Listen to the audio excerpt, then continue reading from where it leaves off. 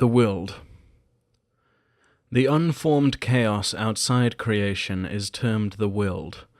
It is a place of perfect potential, with no structure and no easily discernible rules.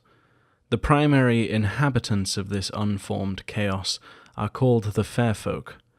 These fairy princes make their nations in the substance of the madness beyond creation, and they are themselves comprised of that substance.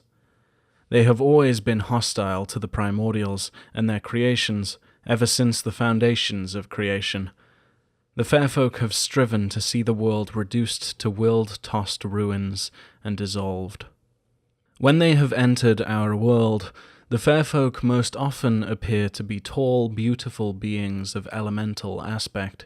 They could be mistaken for godbloods or even terrestrial exalted, were it not for their inhuman cast of features and alien miracles that trail in their wake.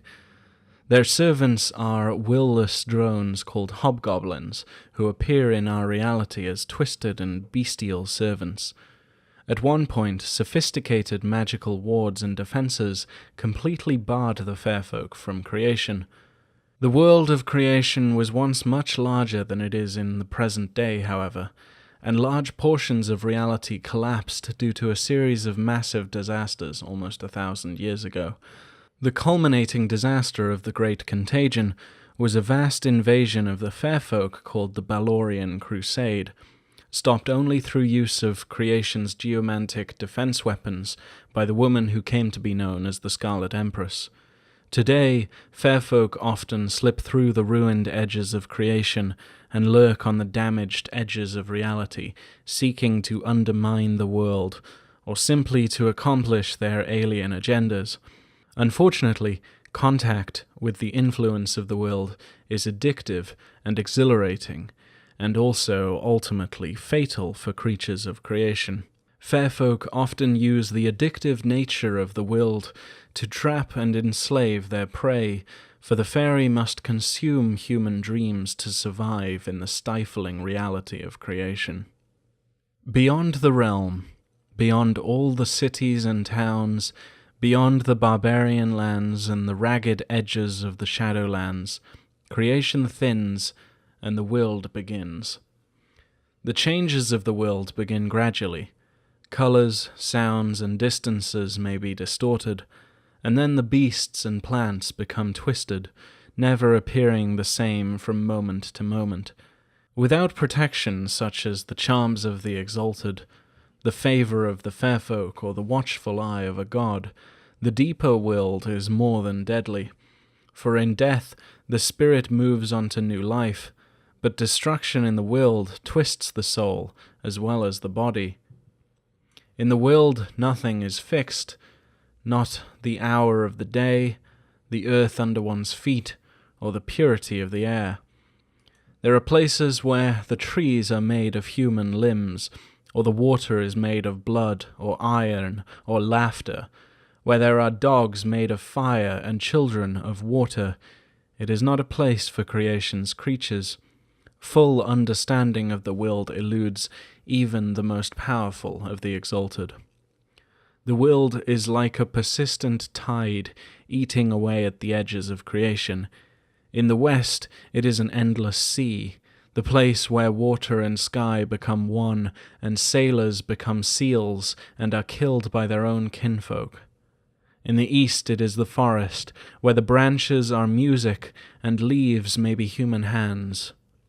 To the north, the Wyld begins as a frozen mist, still, bitter, and deadly. In the south, it is the land of colorless fire. Without the stabilizing influence of the elemental pole of earth, the Wyld would overrun creation, and the world would be lost to madness. The ignorant claim that the anathema are part of the Wyld, dedicated to tearing down the realm and all the security it brings to creation.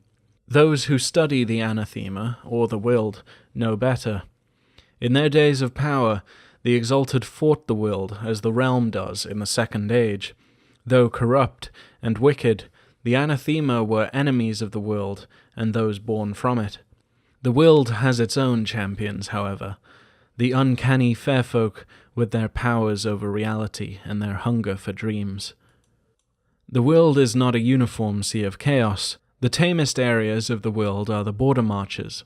Here, the lands, the sun, time, and distance follow the same laws as creation. It is only the beasts and strange plants and occasional trick of the eye that marks this land as Wyld. It is still a terrible place, however, full of degenerate savages. Those who live there are victims of frequent raids by the fair folk. Beyond the border marches are the middle marches.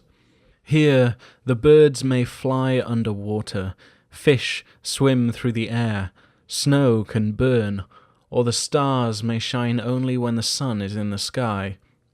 The fair folk travel freely here. Things in the middle marches are usually still recognizable as rocks or air or fish, though they may be given new and bizarre roles. Changes here usually happen gradually. The deep Wyld lies beyond the middle marches, and few denizens of creation are capable of surviving here. Nothing remains unchanged for long. Time and distance have no real meaning. Things that live in the deep Wyld cannot survive in creation, and in turn, things of creation cannot survive here unprotected. The Wyld shifts according to the phases of the moon. During the nights of the full moon, the Wyld runs rampant, and those places that were once safe border marches are washed into the middle marches. In turn, the middle marches drown in the deep Wyld. During the new moon, the Wyld is at its ebb, and for those who must travel within it, daytime during the new moon is the safest time. Those who wish to travel the Wyld do not return unscathed. Whether it is a lifetime of nightmares, or physical or mental mutations, the Wyld leaves its mark. The fair folk. No village, no matter how small, and no city, no matter how great, is ignorant of the fair folk. Whispers of child theft and dreamy suggestions of madness frighten queens and catamites, beggars and sorcerers alike. Even the dragon-blooded, even the celestial exalted, are vulnerable to the fair folk. For most, the fair folk never rise beyond nightmare and story. Those in the threshold might know them better as slavers who buy unlucky children, or as raiders who drive entire villages to madness. Some might even know a fair one as a lord or mistress, one who has taken a place in creation for his or her own reasons. Fairies are those who live openly in human civilization, to be subtle in their hungers, but they are as dangerous as their Wyld kindred. A few eclipse-cast exalted or moon-shadow-cast abyssals may know a fair one as an oath-sworn ally, but such oaths, even those sanctified by the exalted, bind only that single fairy and its own servitors. There is no nation or empire of fair folk to treaty with, and any tale the fair folk spin to the contrary is only that, a fairy tale. When fair folk come into creation, they take on forms pleasing to themselves and useful to the tasks they wish to accomplish in the world beyond the Wyld. Most fair folk overwhelm the senses with their resplendent beauty. They are creatures of fluid grace, supple elegance, and glorious perfection. The fairy queens and kings wear robes of iridescent feathers or of golden thread so fine it floats on the breeze like down, and their faces are strong in nobility and stamped with willful arrogance. Few mortals can meet a fair one's eyes without suffering nightmares and visions. Jewels of spectacular brilliance and perfect shape decorate even the least of their tools, and the craftsmanship of a single sandal lace exceeds the dreams of mortal perfection. The will and intent of its owner is stamped on every item a fair one owns, from her weapons to her clothes, even to the form of her own body and the shapes of her servants. Fair folk revel in their elemental associations, in the forms they take, whether it's the lion-headed warriors of the south, the creeping, serpent-faced hobgoblins of the east, or the seductive fox maidens of the north. Their bodies and gear also reveal their general alliances. A party of goblins might share the same blue-green-gold scale pattern as their noble master's robes, for example. The Wyld creates the fair folk, and it sustains them. Anywhere there is Wyld taint, a fairy can survive indefinitely. The nourishment of the Wyld is nothing, however, compared to the delight of human emotion. The fair folk feed on gossamer dreams, craving the spark of humanity. It is this hunger that draws the fair folk from their world into creation. They buy slaves or kidnap the unwary, draining them until the humans are left dull, witless husks that are abandoned back in creation as a warning for any who would find themselves tempted by the beauty of fairy. The powers of the fairy are not like any other powers in creation, for they are not part of creation. Their abilities resemble a very refined form of thaumaturgy, but they do not depend on their traits for power like the Exalted do.